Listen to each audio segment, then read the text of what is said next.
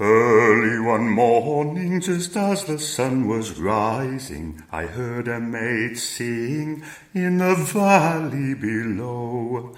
Oh, don't deceive me, oh, never leave me.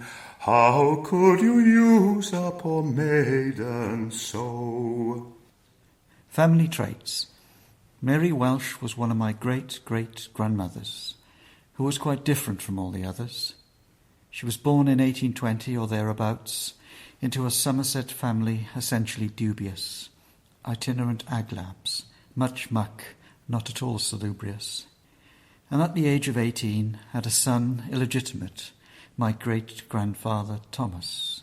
She must have said, "I'm unable to work and look after a babe.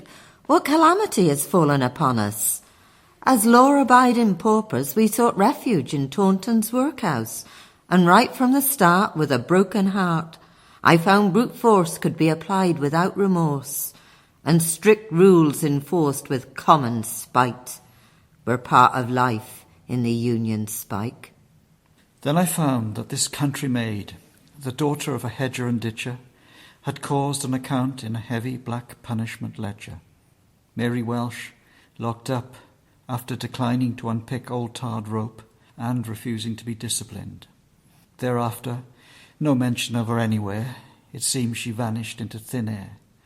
And the workhouse, such social retribution for simple destitution, became a family secret best forgotten. Yet she lives on, her stubborn cussedness a family trait. My grandmother, notoriously cantankerous, began the Second World War by fighting a battle against Bristol City Council because they moved the right-of-way at a local cricket ground.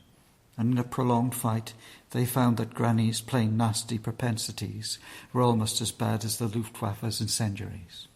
Like me, she'd little respect for her betters. I've still got all the letters. And as for me, I'm a natural-born rebel, not looking for a cause, who often thinks of Mary Welsh and hunger stalking grim corridors, a flesh-and-blood reunion to Taunton's red brick house of union. Yet even though her genes diminish, she still gives me a rough, hard finish, and those genes my soul still nourish, with me, her final flourish. Just in case you think that none of this applies to you, think again, for 8 out of every 10 of us have ancestors who spent time in Victorian workhouses. Remember the vows that you made to your Mary. Remember the bar where you vowed to be true. Oh, don't deceive me, oh, never leave me.